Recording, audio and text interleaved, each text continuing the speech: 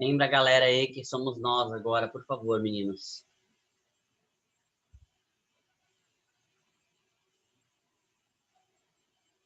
Bom dia, Luigi.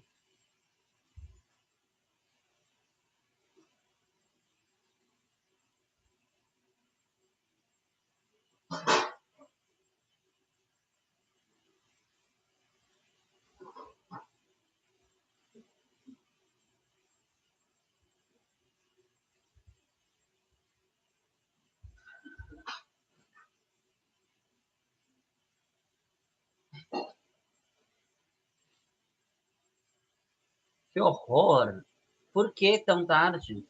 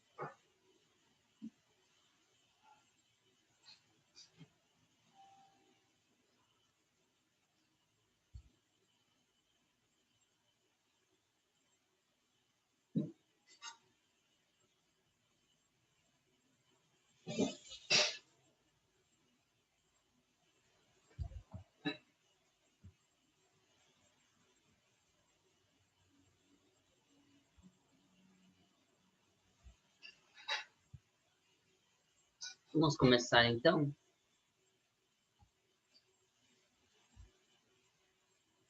A gente está aqui na página 412, tá? A gente fez ontem, né, o primeiro exercício. Vamos fazer agora o segundo para fecharmos. Espero que você tenha tentado fazer aí, para ver se você consegue. E aí a gente vai, então, seguindo para ver o que é o calor latente e finalizar a nossa apostila aqui de uma vez, tá?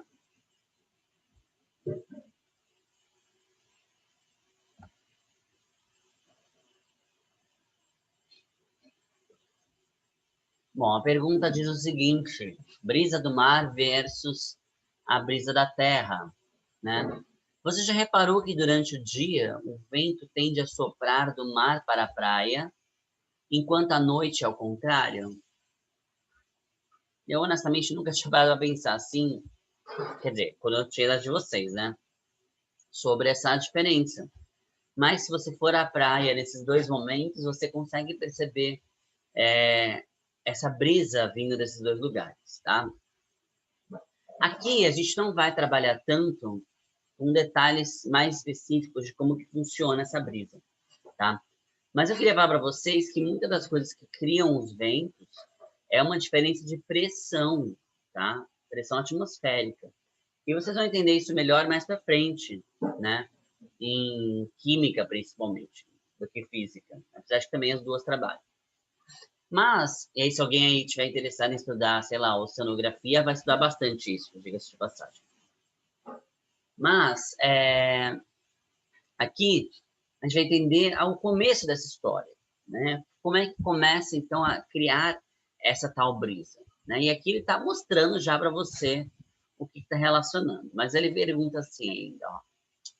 Sabe-se que o vento, em ambas as situações, sempre sopra de uma região de maior pressão, onde o ar está mais frio, e, portanto, mais denso, para uma região de menor pressão, onde o ar está mais quente e, portanto, menos denso. Com base nessas informações e em seus conhecimentos de termofísica, explique por que os sentidos das brisas do mar e da terra são opostos. Então, ele está te contando aqui que tem a ver com calor e densidade do ar. Alguém consegue imaginar? Tá, é convecção, mas o que isso tem a ver? Por que muda? É isso que ele quer saber. Por que de manhã vai de um lado para outro, tem este sentido aqui, né? Vindo do mar para cá, e à tarde, à noite, é o contrário, daqui para cá.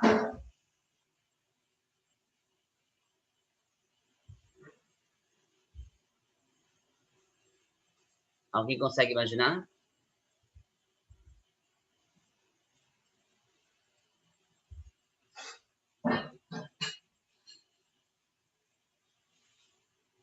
O que afeta essa questão da convecção que vocês falaram aqui? Como é que era a história do ar-condicionado que a gente falou ontem?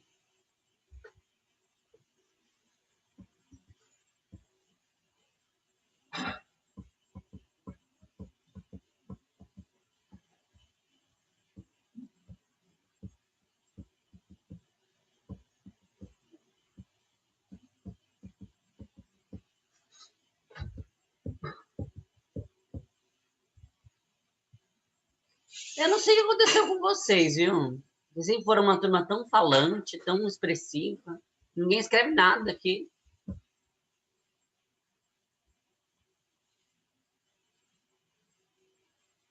Bom, isso, é o começo aí, Luigi, né? O Luigi já falou aqui que durante o dia, né? Aqui esquenta essa areia, né? E isso vai fazer o ar ficar mais quente e ele sobe porque ele é menos denso.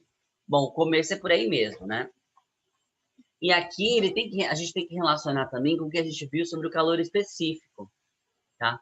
Para você aquecer a areia é mais fácil do que para você aquecer a água. Lembra que nós falamos que a água tem um calor específico aí igual a 1 e os outros coisas são menos, né? E aí o que acontece? A água vai levar, então, muito mais tempo para subir um grau, né? 1 grau Celsius, do que, por exemplo, a areia, né? Então, a areia se aquece mais rápido do que a água. Quando a areia ela se aquece, ela vai, obviamente, né, irradiar calor ali e isso vai aquecer o ar que está logo acima dela. Então, faz com que esse ar fique quente e, como o Luiz já falou, esse ar quente ele vai subir. Bom, não dá para deixar nada sem ocupar esse espaço, né? Quando esse ar quente sobe, o ar que está frio aqui na região da água, ele vem e preenche essa região. Por isso que forma a corrente de convecção aqui, né? Então, esse ar quente subiu, o ar frio vem e toma esse lugar dele. E o ar frio é denso, né? Ele vai ficar embaixo.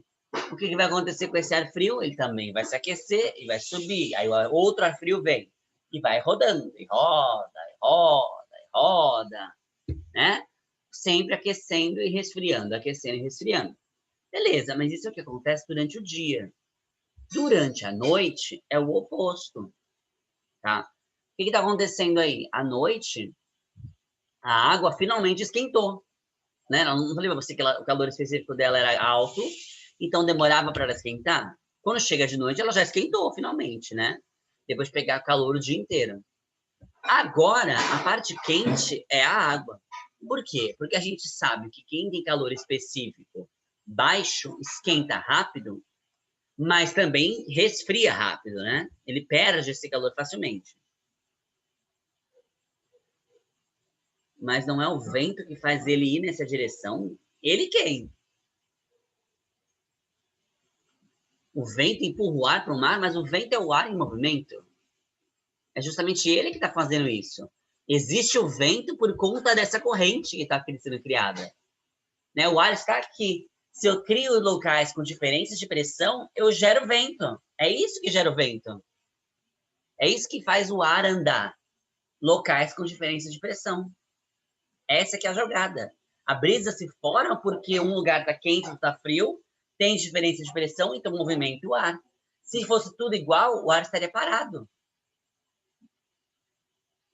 Entendeu agora? Bom, então à noite a água quente, ela aquece o ar que está ali próximo a ela. Esse ar é menos denso, sobe. O ar que está frio, que é o que está agora lá na areia, vem e preenche esse espaço. E aí começa a corrente de convecção, só que aí no sentido anti-horário, que nem a gente está vendo aqui nessa imagem. E eu acho engraçado que ele deu 3 linhas para a gente escrever tudo isso. No meu aqui é 1 quilômetro de parágrafo. Eu vou tentar resumir aqui para vocês, tá? Para você por aí a resposta. Então, explique por que os sentidos das brisas do mar e da terra são diferentes. A areia e a água têm calor específicos diferentes.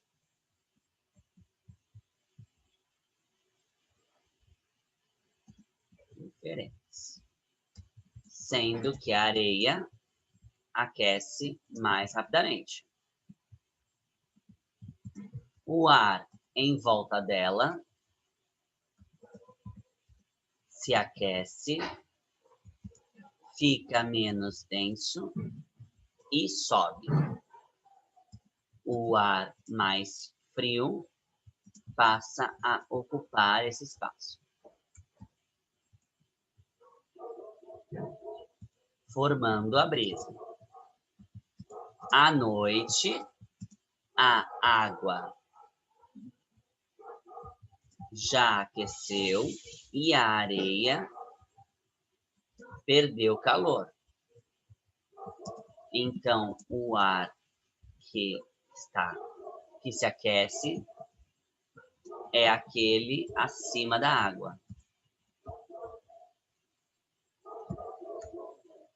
Bom, acho que deu para explicar já, né? Por isso que furacões que, na verdade, se formam no mar. Alguns furacões, sim. Mas furacão também vai se formar por essa diferença de pressão também, tá? Acho que tá bom, senão vai ficar muito grande. Alguma dúvida?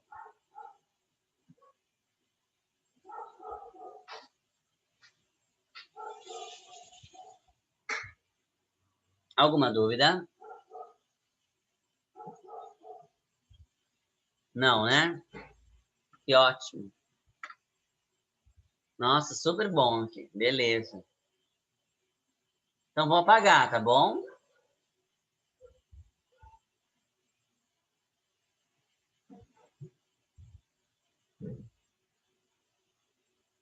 Tá bom.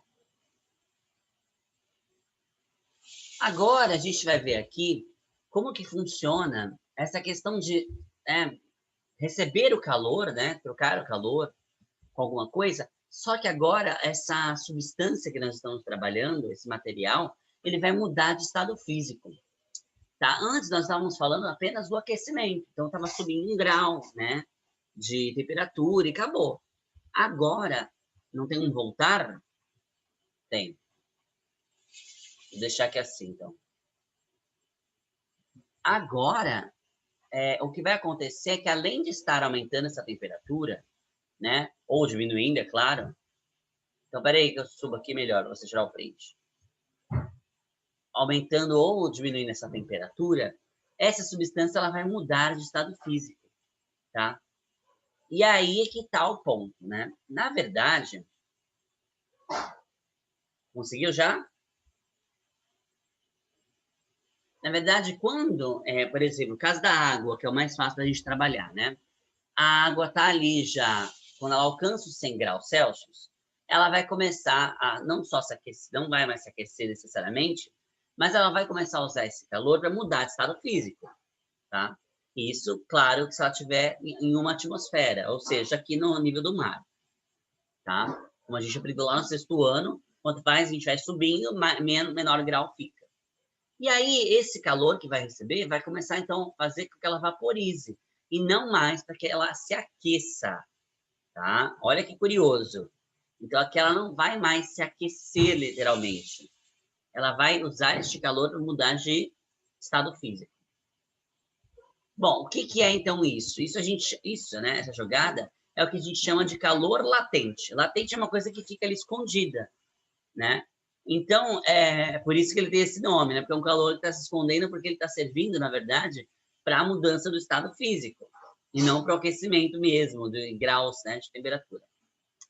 Bom, Em unidades alternativas de medida, define-se o calor latente de uma mudança do estado físico de um material, como L maiúsculo. Então, calor latente é a energia térmica necessária em calorias para mudar o estado físico de 1 grama desse material. Então, eu vou transformar do líquido para o gasoso, ou do sólido para o líquido, ou do líquido para o sólido, né? 1 grama do material. Para isso, cada material tem, então, um calor latente, não um calor específico. Derretem, só que derretem a temperaturas bastante altas, de maneira geral. Calor latente tem como unidade de medida calorias por grama. Ah, sim, mas de novo, também é a mesma coisa. É uma temperatura absurdamente alta. Absurdamente mesmo. E aí, olha só.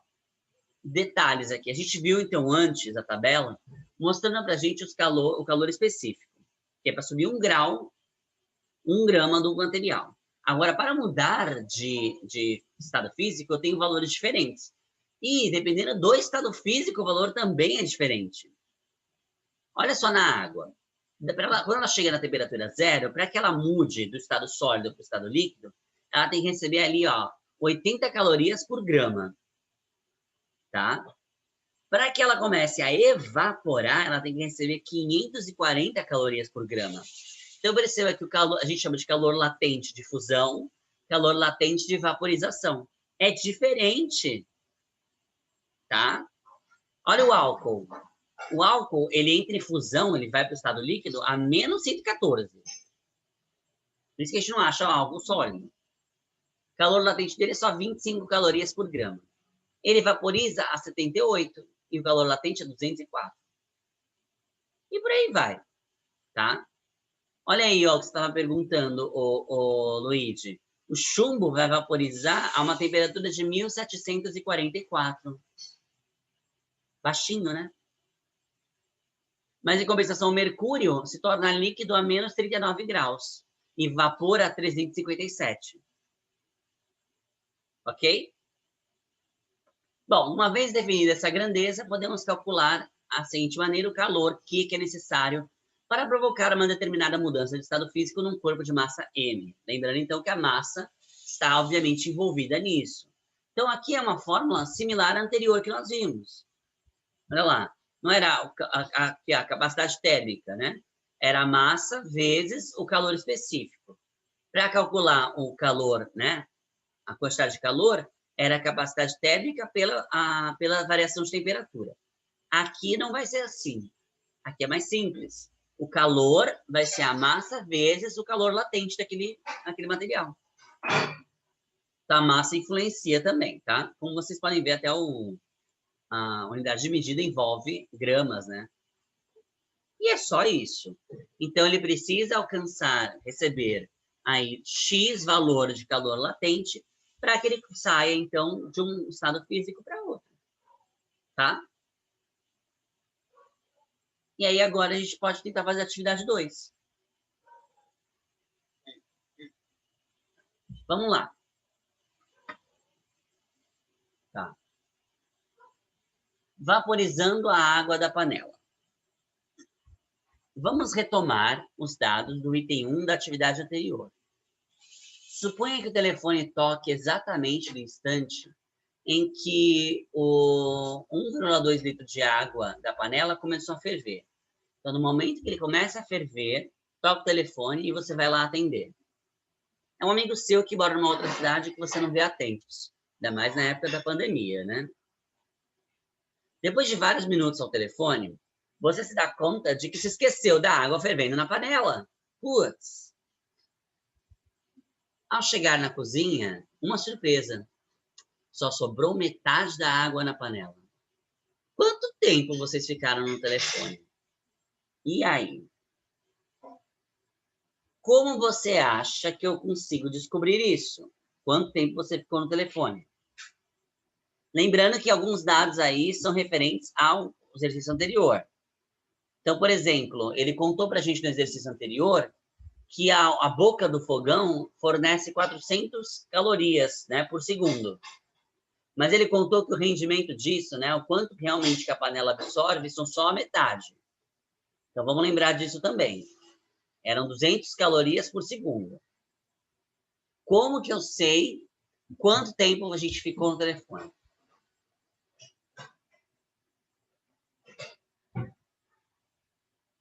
Por onde eu começo, gente? O que vocês acham?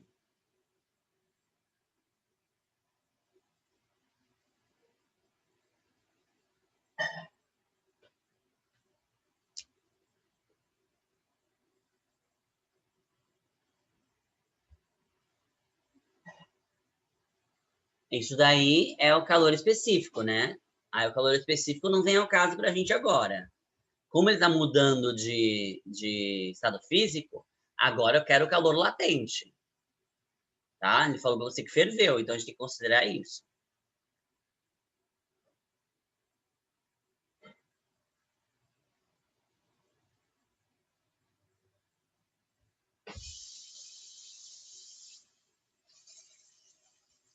Galera, se eu sei o quanto que ele, a boca do fogão fornece de calorias por segundo, né, eu tenho aí uma unidade de tempo para poder trabalhar, concordam comigo?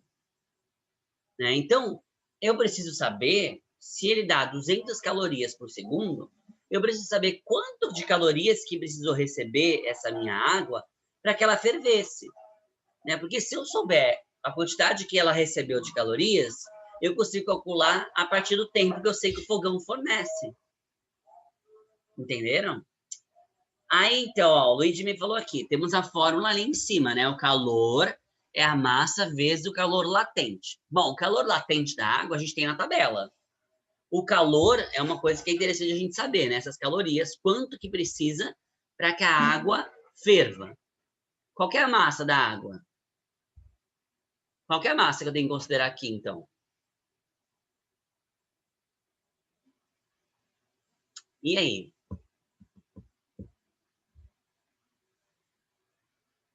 1,2 litro?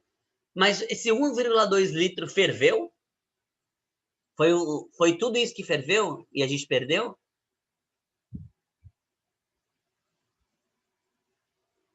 Não, né? Foi só metade. Né? Às vezes fala pra gente aqui. E quando você chega lá, a panela estava fervendo, mas quando você volta lá, você perdeu metade. Então, metade só da água realmente evaporou. A outra metade ainda está lá. E isso são 600 ml, né? Então, a primeira coisa que a gente tem que descobrir é quanto que é isso em gramas. Bom, a gente já viu lá na aula passada, né, que a densidade da água é 1 quilo por litro, né? Ou 1 grama por centímetro cúbico, ou 1 grama por ml, né? Se eu tenho aqui 1,2 litros e metade dele só que evaporou, então a massa da água, peraí, a massa da água vai ser, então, metade, 50%, agora meio, né?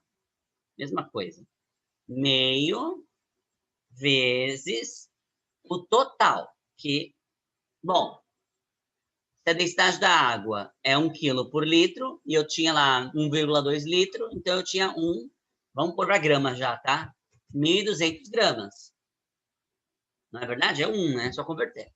Então, a massa da água que evaporou foi 600 gramas. Vocês estão me acompanhando?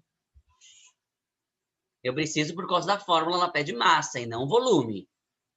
Né? E a gente sabe a densidade da água de cor, porque a densidade da água é 1. Né? 1 quilo por litro, ou 1 grama por ml, ou 1 grama por centímetro cúbico. Tá? Então, é 600 gramas que evaporou de água. Bom, se eu tenho a massa, e eu sei o calor latente por causa da tabela, eu consigo calcular quanto de calor foi necessário para que essa quantidade de massa evaporasse. Então, vamos descobrir isso agora. Primeiro, eu vou passar um traço aqui para ficar mais bonito. Então, vamos lá. Calor latente, né? É a massa vezes o calor latente. Ó, vamos ver qual foi a quantidade de calor que recebeu. A massa são 600 gramas. Olhando na tabela aqui em cima, o calor latente de vaporização ou de evaporação, né, vai ser 540 calorias por grama. É 540. O calor aqui é igual a... Quanto que é 600 vezes 540? Ai, professora, eu não sei fazer contas. Abaixa os 3 zeros aí. 1, 2, 3. Agora faz 6 vezes 4, 24. Vão 2. 6 vezes 5, 30. Mais 2, 32. Ou, 32. 32. Então, dá 324 mil calorias. Ou seja, o que a gente descobriu aqui, pessoal? A gente descobriu que para aqueles 600 gramas de água, para aqueles 600 ml de água que eu tinha realmente evaporarem, eles receberam 324 mil calorias. Esse calor que ele recebeu para poder evaporar. Tá bom? Só que eu não quero saber isso. Eu quero saber o tempo que eu fiquei no telefone. Então, agora, eu lembrei lá atrás, do exercício anterior, que a boca do fogão fornece para a gente 200 calorias por 1 segundo. Não era isso? Porque era só metade que ele conseguia receber. Então, era 200 calorias por segundo. Quanto que eles receberam? 3.224 mil calorias. Quantos segundos foi? Não sei, é X. Multiplica isso aí. Deixa eu deixar mais alinhadinho, bonito. Multiplica em X. É uma regra de 3. Multiplica em X. Cadê meu X? Multiplica em X. Pá. Isso fica 200x é igual a 3.224. Não, 324 mil. X vai ser igual a 324 mil dividido por 200. É fácil fazer essa conta. Corta esses zeros aí. Corta, corta, corta, corta. Fica 3.240 dividido por 2. Quanto que dá isso? 3.240 dividido por 2 são 1.620 segundos. Se você fizer a divisão aí por 60, você vai ver que você é uma pessoa bastante tagarela, porque você ficou conversando com seu amigo por 27 minutos. Por isso que você perdeu tua água. E a tua mãe vai brigar com você porque quase queima a panela por causa disso. Vocês entenderam o que a gente fez aqui? Entenderam o raciocínio?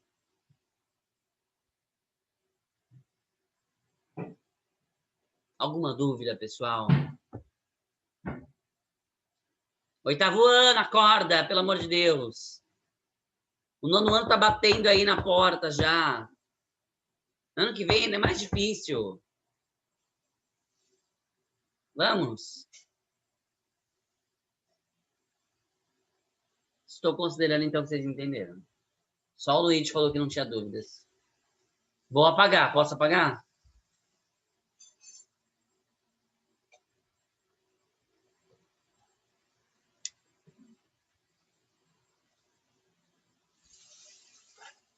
Sim?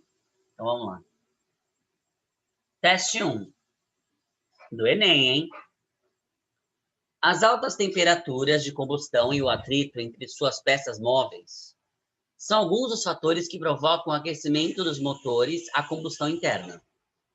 Para evitar o superaquecimento e consequentes danos a esses motores, para quem gosta de carro, hein, foram desenvolvidos os atuais sistemas de refrigeração, em que um fluido arrefecedor com propriedades especiais circula pelo interior do motor, absorvendo o calor que, ao passar pelo radiador, é transferido para a atmosfera. Qual propriedade o fluido arrefecedor deve possuir para cumprir seu objetivo com maior eficiência? Letra A, alto calor específico. B, alto calor latente de fusão. C, baixa condutividade térmica. D, baixa temperatura de ebulição. Ou E, alto coeficiente de dilatação térmica. Vamos entender aqui. Esse fluido arrefecedor, a ideia dele é retirar calor do motor, tá? Para não deixar o motor ficar muito quente. Aí ele retira esse calor do motor e depois ele faz esse calor ser mandado embora do carro pelo... como é que chama? Esqueci. Pelo... Ai, meu Deus do céu. É por isso que eu não vou bem no carro, né? Porque eu nunca lembro do radiador. Eu nunca lembro o nome das peças. Vai mandar lá pro radiador, tá? Ebulição é passar do líquido pro gasoso. Só que rapidamente.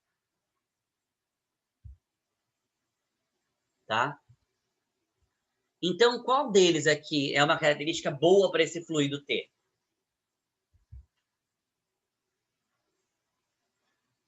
A, B, C, D ou E, gente? Qual é a resposta certa?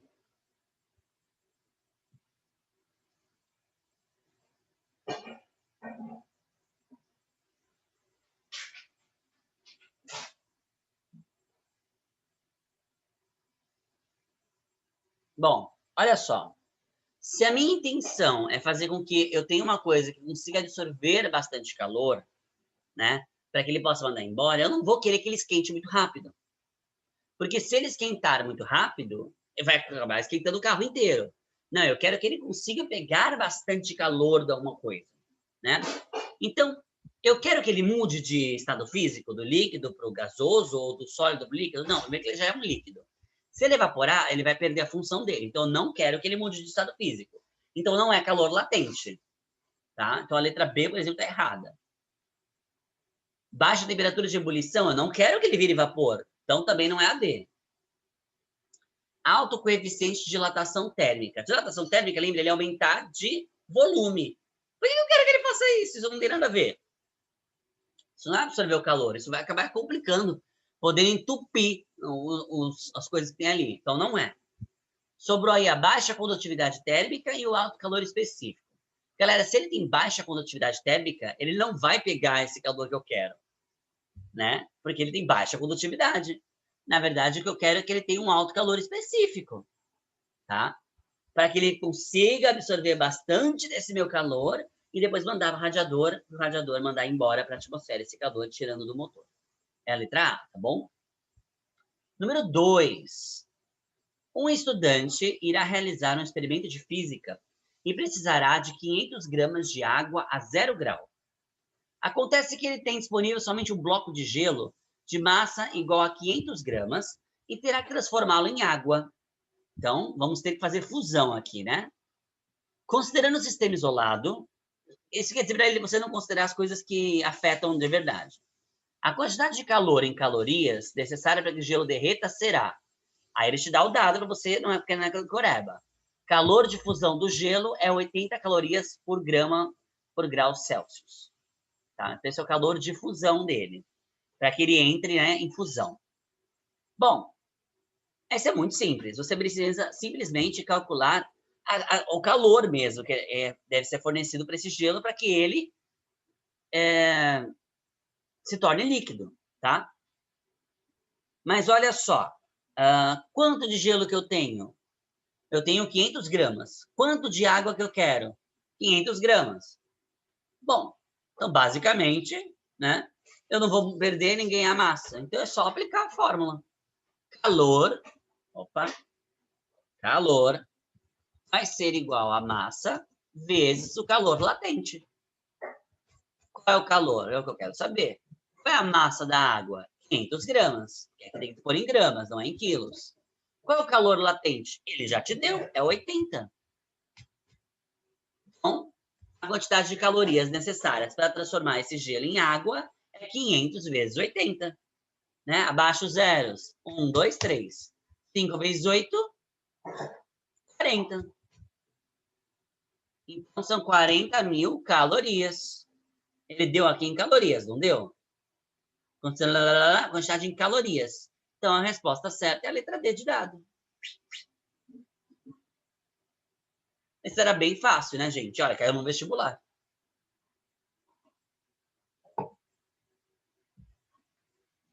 Tá? Muito bem, pessoal. Então, aqui nós encerramos a nossa apostila, tá? Nas próximas aulas, nós vamos fazer correções de tarefas de casa, tá? E revisões necessárias, se for realmente necessário.